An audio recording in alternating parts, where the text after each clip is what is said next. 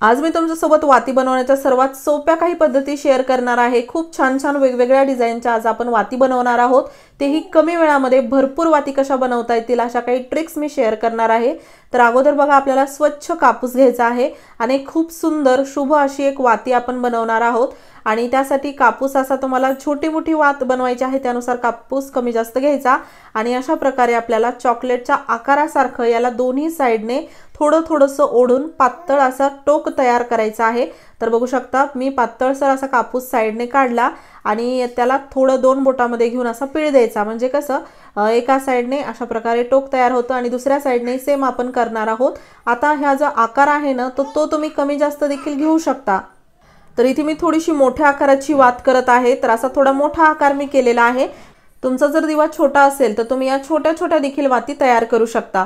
तर बघा, अशा प्रकारे आपल्याला या आकाराच्या वाती साधारण 5 तयार करायच्या आहेत। आज आपण इथे बनवणार आहोत पंचमुखी वात, जी की खूप शुभ मानली जाते, विशेष दिवशी लावली जाते। आणि ही वात बघून सर्वांनाच वाटतं किती सुंदर वात दिसत आहे, पण बनवायला खूप अवघड असेल, पण अजिबात नाही। ही पंचमुखी वात खूप सोपी आहे बनवणं।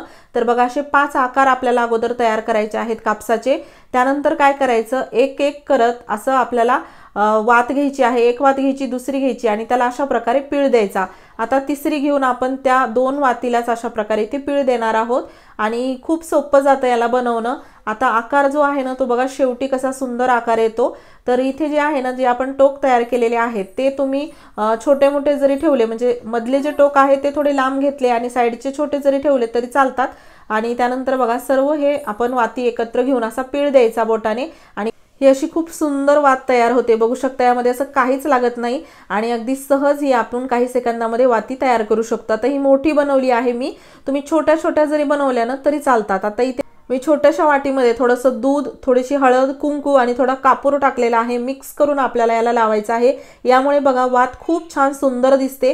त्यासोबतच अजून एक याचा फायदा होतो की हे जे दूध लावलेलं आहे समोरच्या टोकाला ते थोड्या वेळानंतर वाळतं आणि समोरचं टोक छान कडक होतं, जेणेकरून आपल्याला दिवा लावायला खूप सोपं जातं। आणि कापूर मिक्स केलेला आहे त्यामुळे खूप वेळ धरून बसायची गरज पडत नाही, दिवा खूप लवकर लागतो। आणि ही पंचमुखी वात जी आहे ना, अगदी आपण लावल्यानंतर खूप सुंदर दिसते, रात्रीच्या अंधारात तर अजूनच छान उठून दिसते आणि शुभ देखील मानली जाते।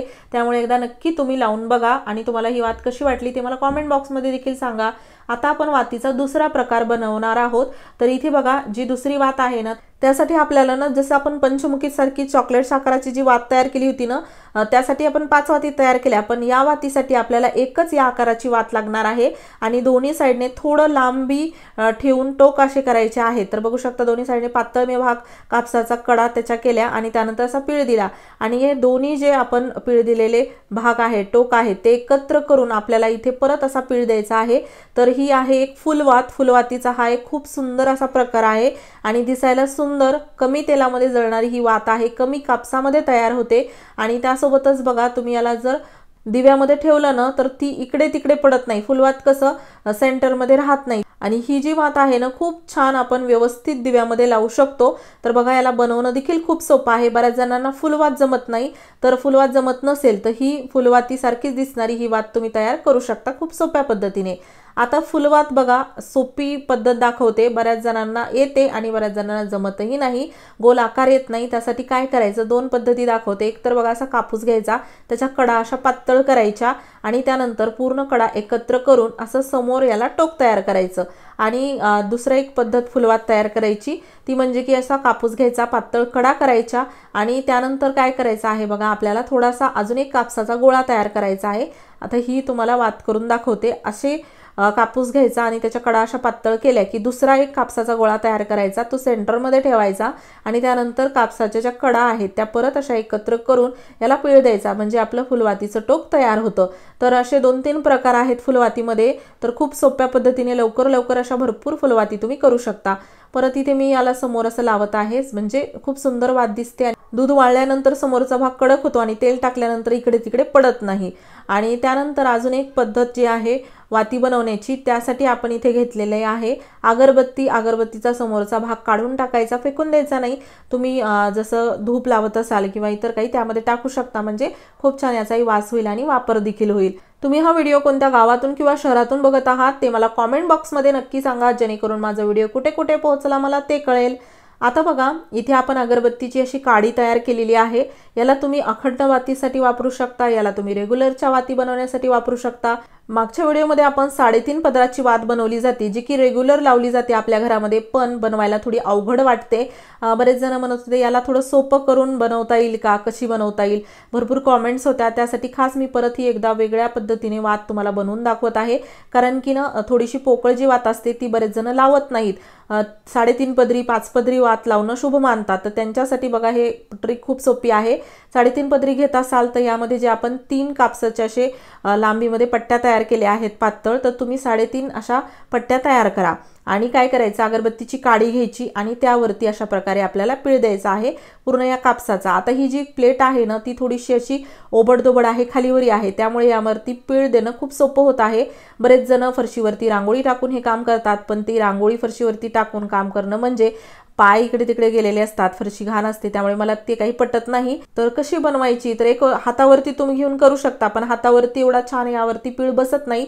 अजून एक पद्धत, एकतर तुमच्याकडे अशी एखादी प्लेट आहे जशी मी वापरली आहे, किंवा एखादा चॉपिंग बोर्ड आहे जो की थोडासा ओबडधोबड आहे, किंवा इतर काही गोष्टी ज्या आहेत, किंवा अशा प्रकारे खिसणी आहे।